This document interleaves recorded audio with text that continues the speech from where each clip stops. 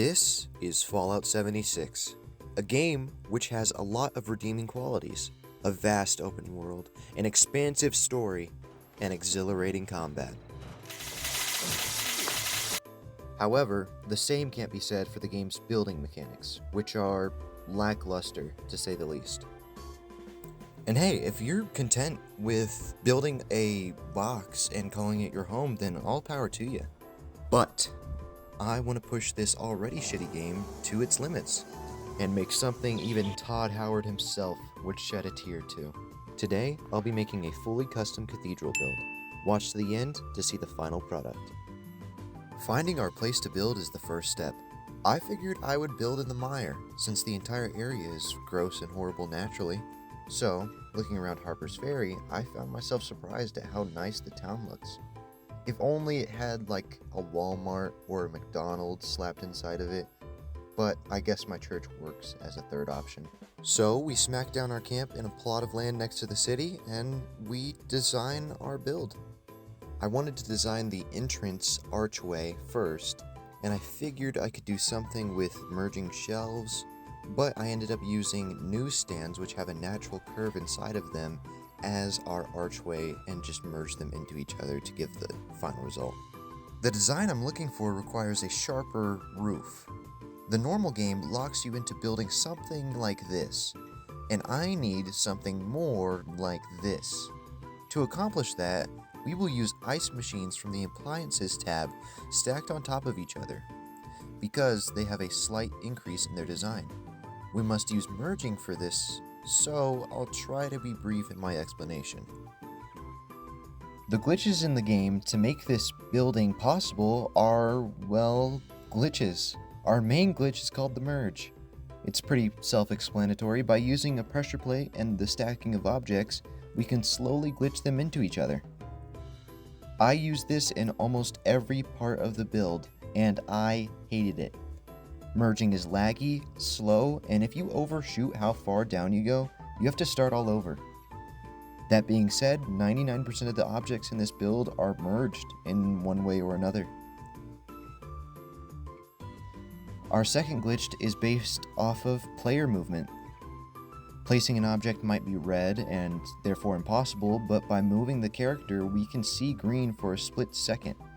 By spamming place while we do this, we can use this to get merged objects, intersecting objects, or floating objects.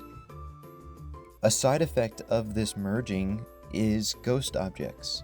Basically, when you merge enough, the object glitches into a duplicate version that sticks around.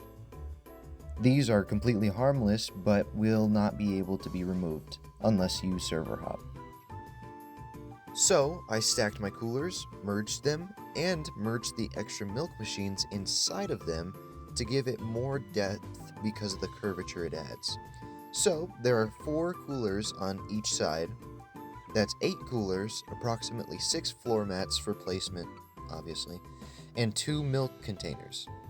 Not to mention the half hour it takes to merge them and to get them placed correctly. For budget concerns, that's not too horrible.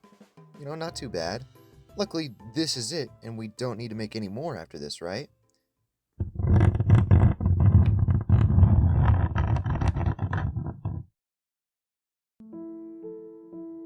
The sheer amount of spamming could make the strongest amongst us cry out in boredom. Playing this game for hours, doing nothing but spamming place and going to the next object to do it again. I took breaks, wanting to quit not only the build, but the game itself. I was getting tired, and when I went to sleep, I saw Todd Howard. He came to me to give his sage wisdom at my lowest, and just before I was going to quit his shitty game, he stuffed Fallout First down my throat and winked at me. With newfound confidence, I straddled my bootstraps and I moved forward with the build. But then, disaster. The last thing I expected was a shortage of supplies. So, I inevitably strolled over to West Tech for some scrapping. With my new inventory of metal, I continued building, against all better judgment. After the roof was more or less finished, I moved forward to the walls of the church. Using custom frames of shelves and stash boxes stacked together, I was pretty happy with the look. Unfortunately, happiness does not exist for any meaningful capacity in this game.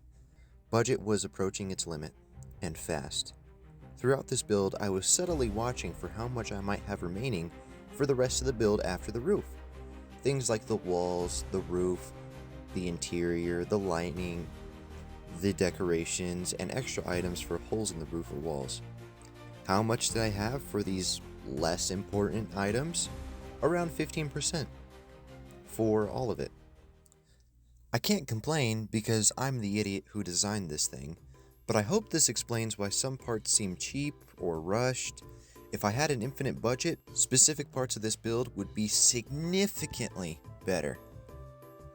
But enough of my whining, it's time for the interior. I went for a row of pews with a circular structure around a middle piece. I went with a minimalist design for reasons unknown. However, a problem occurred with my rows of pews. I started the search for the specific plan for a longer pew, not because I was lazy and I didn't want to build two side by side, but because objects in this game have a percentage of budget tied to each other. For example, the chairs are all tied to a specific numerical value of budget. So, the long pew, although double the size, is the same budget amount as the short pew. Finally finding this plan, I worked on the interior design of the church. Although it was heavily influenced by how much budget I had to work with, I was happy with the result. And now, the moment I've all been waiting for. I present the Cathedral of Ice.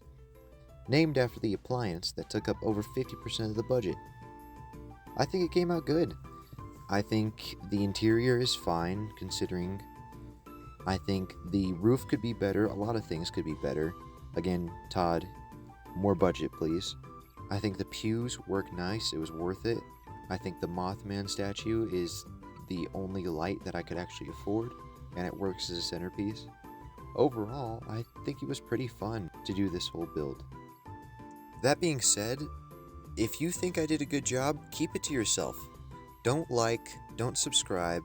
If anybody feeds into this, I'll be forced to do it again, and I don't think I got another Fallout 76 build in me.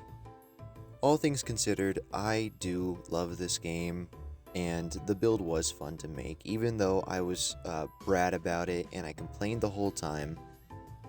I did have fun.